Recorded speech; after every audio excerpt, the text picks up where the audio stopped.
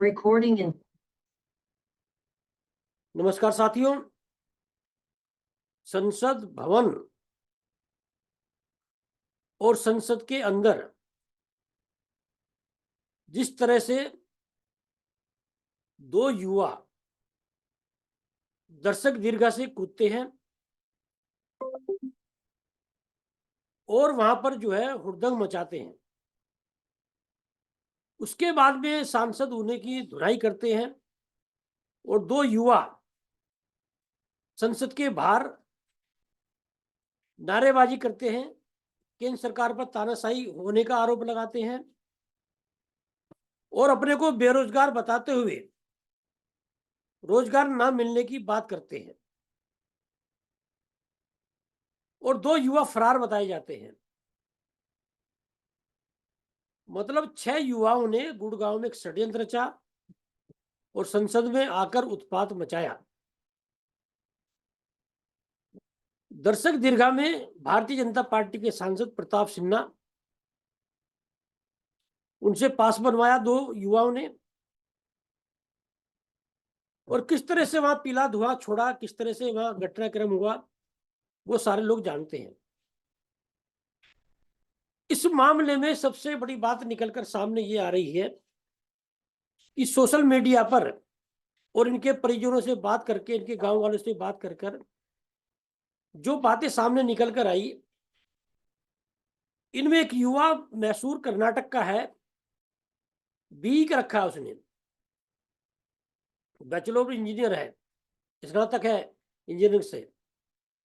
और वो खेती करता है, मनोरंजन। और इसमें जो लड़की है हरियाणा की, हिसार की जिंद की रहने वाली है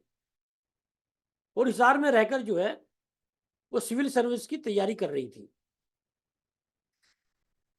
एक लड़का सागर शर्मा लखनऊ का रहने वाला है, ई रिक्शा चलाता है, और एक लड़का जो है वो महाराष्ट्र लातूर का रहने वाला है और किसान का बेटा बताया जा रहा है। इन सभी युवकों की जिस तरह की छानबीन की गई, जिस तरह से परिजनों से बात की गई,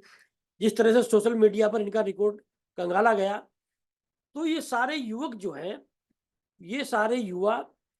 भगत सिंह फैंस क्लब से जुड़े हुए थे और भगत सिंह की विचारधारा से प्रभावित थे। क्रांतिकारी अंदाज में जो है अपने काम को देते थे, अंजाम देते थे और कई अन्याय होता था उसके खिलाफ लड़ते थे। मतलब व्यवस्था के खिलाफ इन लोगों में बहुत गुस्सा था और जिस तरह से संसद में किसी को नुकसान पहुंचाए बिना इन लोगों ने उत्पात मचाया, तो एक तरह से आजादी की लड़ाई में जिस तरह से भगत सिंह ने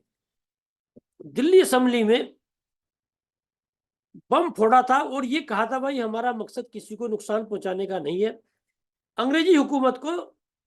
एहसास कराने का है, अंग्रेजी हुकूमत को चैलेंज करने का कि अब देश आजाद होकर रहेगा। तो जिस तरह से इन युवाओं ने नारेबाजी की, एक चेताया केंद्र सरकार को कि केंद्र सरकार तानाशाही है, रोजगार नहीं मिल रहा है। निश्चित रूप से ये प्रकरण जिस तरह से सुरक्षा में चूक हुई, जिस तरह से सांसदों पर जान को खतरा था, एक बड़ा अपराध इन लोगों ने किया। लेकिन केंद्र सरकार और प्रदेश सरकार को मिलकर, केंद्र सरकार और विपक्ष को मिलकर बैठकर मंथन करना पड़ेगा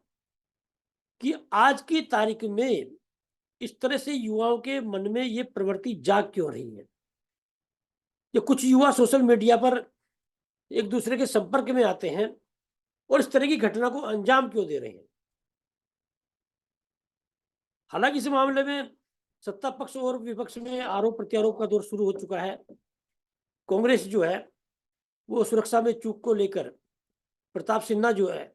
उस सांसद की पर कार्रवाई की मांग कर रही है और भारतीय जनता पार्टी के सांसद मनोज तिवारी ने कांग्रेस को इस मामले में लिप्त बता दिया है। तो सबसे बड़ा प्रश्न ये है कि इस तरह की घटना को अंजाम क्यों दिया गया, क्योंकि ये जो लड़की है नीलम आजाद, ये किसान आंदोलन से भी जुड़ी रही और जिस तरह से इस लड़की ने प्रोटेस्ट किया, तो ये कई संगठनों के संपर्क में बताई जाती है। कहा तो यहाँ भी जा रहा है कि कांग्रेस के लिए भी इसने वोट मांगे। लेकिन बड़ा प्रश्न इस समय ये है कि इस तरह की प्रवृत्ति युवाओं में क्यों जाग रही है। कहीं ऐसा तो नहीं कि देश में बड़े स्तर पर बेरोजगारी होने की वजह से युवा भटकाव है, या देश में आतंकी संगठन, नक्सली संगठन या दूसरे संगठन जो है इन युवाओं की मजबूरी का कोई फायदा तो नहीं उठा सकते हैं, या देश में बेरोजगारी की वजह से युवा दिग्भ्रमित तो नहीं हो रहे। क्योंकि आरोप प्रत्यारोप से काम नहीं चलेगा, बैठना पड़ेगा। और मुझे जहां दिखाई दे रहा है ये मामला, यदि इस मामले को गंभीरता से नहीं निपटाया गया, इन युवाओं को इन्हें बैठाकर इनकी बात नहीं सुनी गई, तो ये जो प्रकरण हुआ है संसद में, कहीं ऐसा ना हो इस देश का युवा इस घटनाक्रम से प्रेरित होकर एक बड़े आंदोलन की ओर निकल पड़े। क्योंकि आज की तारीख में व्यवस्था में चाहे सत्ता पक्ष के नेता हो, चाहे ब्यूरोक्रेट हो या विपक्ष के नेता हो, एक संवादहीनता का जो दौर जनता से चल रहा है। जनता से कोई बात करने को तैयार नहीं, इस देश के युवाओं से कोई बात करने को तैयार नहीं। तमाम समस्या होने के बावजूद उन लोगों को दर दर की ठोकरें खानी पड़ती है। तो इस व्यवस्था में कहीं ऐसा ना हो दुनिया के सबसे बड़े लोकतंत्र भारत में एक ऐसी फौज खड़ी हो जाए जो कुछ भी करने को तैयार रहे। क्योंकि ये सारे युवा पढ़े लिखे युवा हैं, इन्हें इस बात का भी एहसास था कि इस घटनाक्रम को अंजाम देने का नतीजा क्या होगा। निश्चित रूप से उन्हें जेल जाना पड़ेगा, निश्चित रूप से उन पर कार्रवाई होगी। इन सबके बावजूद यदि उन्होंने इस घटनाक्रम को अंजाम दिया तो निश्चित रूप से या तो कोई बड़ा षड्यंत्र है, इससे भी बड़ा षड्यंत्र, इन लोगों के पीछे और भी लोग हैं, या फिर इन लोगों ने ये मानकर इस घटना को अंजाम दिया कि जो होगा देखा जाएगा। लेकिन हमें विरोध जताना जरूर है, हमें सरकार को एहसास कराना जरूर है कि देश में चल क्या रहा है। क्योंकि इस देश में, देश की आजादी में भगत सिंह का जो चेहरा रहा है, 1857 का स्वतंत्रता संग्राम,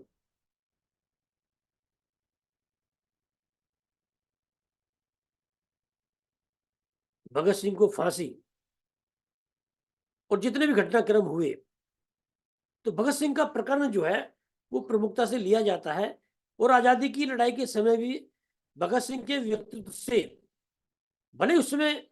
गांधी जी जो है वो हिंसा के खिलाफ हों, अहिंसा की बात करते हों, लेकिन देश का बड़ा युवा जो भगत सिंह के विचारों से प्रभावित था। कहीं ऐसा ना हो इस लोकतंत्र में युवाओं की उपेक्षा करते करते संवादहीनता के दौर में एक देश में युवाओं की अजीब फौज खड़ी हो जाए जो सरदार भगत सिंह के विचारों से ओतप्रोत हो, और लोकतंत्र में कोई ऐसा माहौल बन जाए जो आने वाले समय में एक बड़ा खामियाजा देश को भुगतना पड़े। तो आज सत्ता पक्ष और विपक्ष को दोनों को बैठने की जरूरत है, और इन युवाओं की इस तरह के मानसिक रूप से यदि युवाओं में प्रवृत्ति जाग रही है, उसे बाखूबी समझने की जरूरत है।